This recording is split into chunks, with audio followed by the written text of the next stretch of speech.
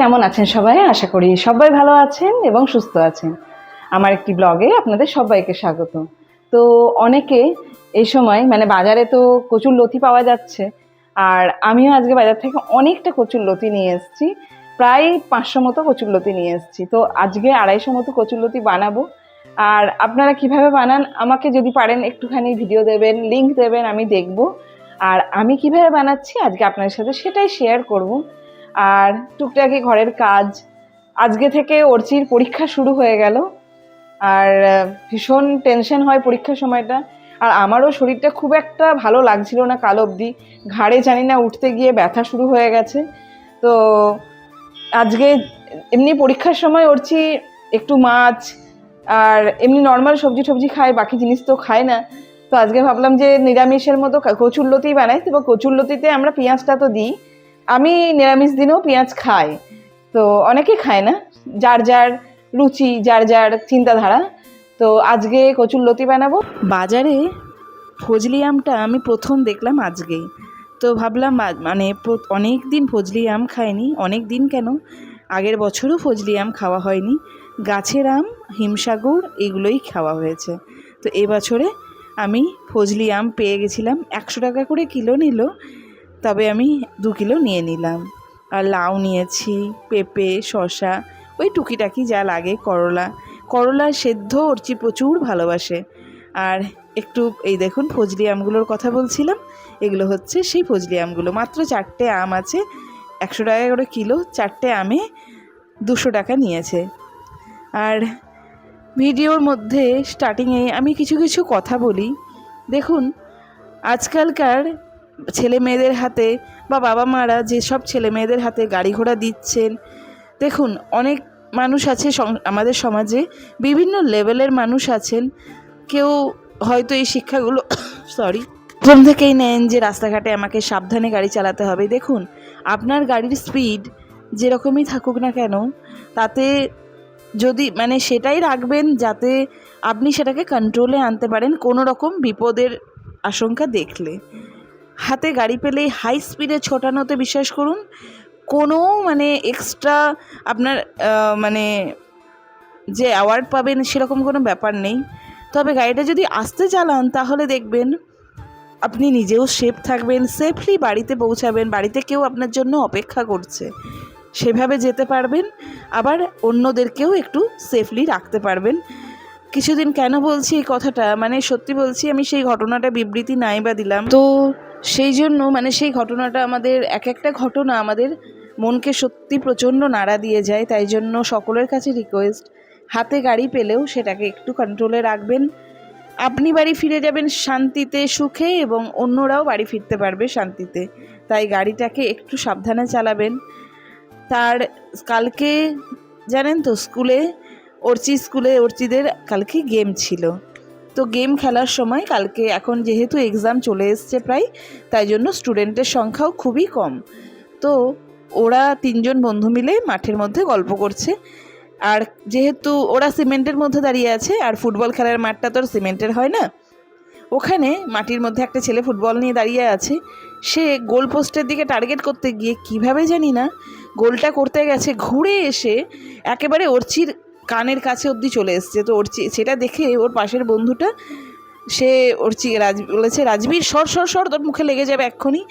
ওটা যদি না বলতো, অর্চি সঙ্গে সঙ্গে কানের মধ্যে নিজের হাতটা রেখেছে বলে হাতে এসে বলটা লেগেছে, তবে কানেও লেগেছে ধাক্কাটা। সঙ্গে সঙ্গে সবাই এসে একটু জল ঠল দিয়ে ওকে মানে করেছে, সেখান থেকে একটু রেস্কিউ করেছে। তবে আমার মতে স্কুলে যখন বাচ্চারা খেলতে যাচ্ছে, ফুটবলটা তো আর সবসময় খেলার নয়, মানে স্কুলের গ্রাউন্ডটা কতটাই বা বড়।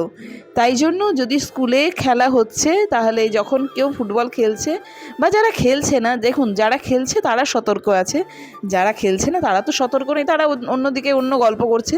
তাই জন্য তাদেরকে সরিয়ে রাখা উচিত। আর যদি অন্য টিচারদেরকে সবসময় কিন্তু একটু সচেতন থাকতে হবে। বাচ্চাদেরকে কতই বা বোঝানো যাবে, তবে টিচারদেরকে একটু অ্যাক্টিভলি দেখতে হবে যে বাচ্চারা কী মানে মানে কোথায় দাঁড়িয়ে আছে, কোন পজিশনে দাঁড়িয়ে আছে, সে সিকিউরলি দাঁড়িয়ে আছে খেলার সময় কি না, সব দিকে কিন্তু লক্ষ্য রাখতে হবে। যাই হোক, সচেতনতামূলক কথাগুলো তো একটু সমাজে না বললেও নয়, ভীষণ খারাপ লাগছিল, তাই শেয়ার করলাম। কচুর লতি বানাচ্ছি সেই ভিডিওটা। তো এখানে কচুর লতি আমি দেখুন 250 মতো ছাড়িয়ে নিয়েছি।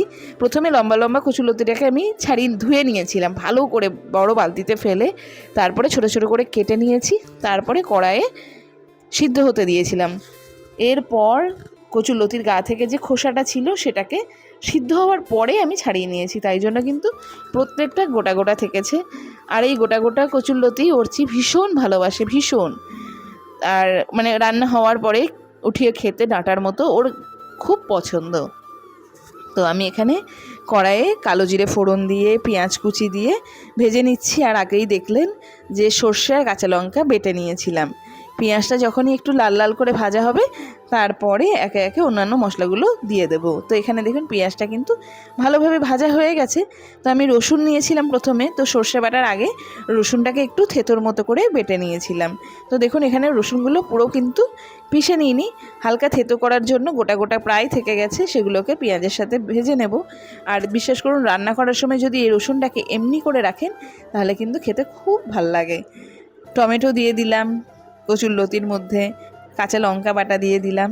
এবার জাস্ট এগুলোকে একটু নুন দিয়ে নরম হতে দেবো আর ভাজা করে নেব।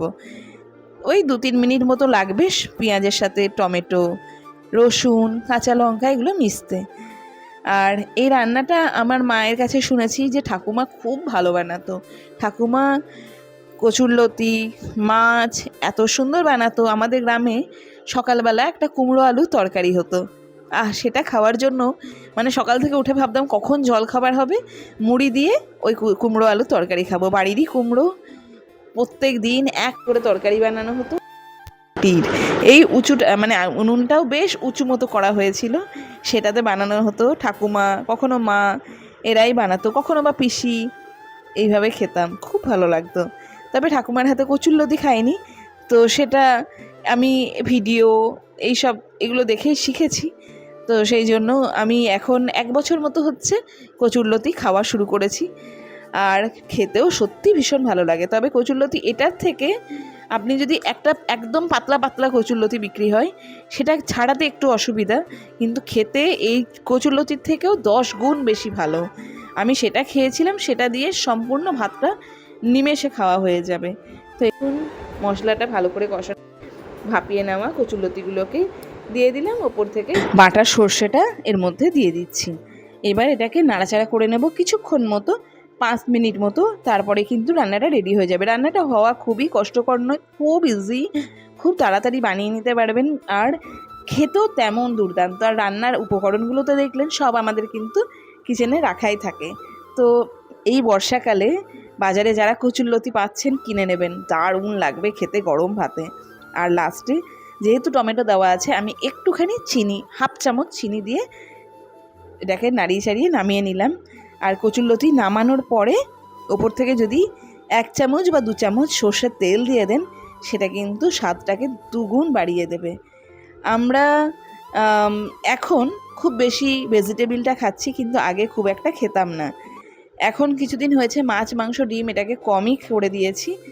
এখন শুধু ভেজিটেবিলের দিকেই বেশি নজর চলে গেছে। সপ্তাহে 1 দিন মাছ খাই, মাংস তো খাইই না, ডিম মাঝে মধ্যে, তবে মাছটা খাওয়া হয়। বিকালবেলা আমাদের এখানে পরিবেশটাকে একটু আপনাদের সাথে দেখাই। রাত্রেবেলা দেখলেন তো পোকামাকড় ঢুকে যায়, তাই জন্য জানলার আলোটা অ্যাট্রাক্ট করে প্রচণ্ড, তাই পোকাটা ভেতরে ঢোকে, তাই জানলাটা রাতেরবেলা বেশিরভাগ দিনই বন্ধ করে দেওয়া হয়। আর বাইরেটায় যদি খুলে রাখা হয় প্রচণ্ড হাওয়া দেবে, শরীরটাও ভালো থাকবে। তবে 50% বন্ধ থাকে জানলা, 50% খোলা থাকে। আর বিকালবেলার পরিবেশ তো আপনাদের দেখালাম আমাদের এখানে। তবে আমি যেহেতু কুমড়োর ডগা খেতে খুব ভালোবাসি, তাই জন্য ছোট ডিউটি থেকে আসার পথে বাসে করে বোনের হাত দিয়ে মানে কুমড়োর ডগা, গাছ থেকে আম পেড়েছিল সেই আম, সমস্ত কিছু পাঠিয়ে দিয়েছে। তো এগুলো চলুন ঢেলে নিই। আম পাকতে কয়েকদিন সময় তো অবশ্যই লাগবে। এই ভিডিওটা কেমন লাগলো জানালে ভালো লাগবে। যদি ভালো লাগে প্লিজ চ্যানেলটিকে সাবস্ক্রাইব করে দেবেন যদি আপনাদের মন হয়। সবাই সুস্থ থাকবেন, প্লিজ প্লিজ সচেতন থাকবেন রাস্তাঘাটে বেরোনোর সময়। সবাই ভালো থাকবে, সুস্থ থাকবেন। থ্যাংক ইউ সবাইকে।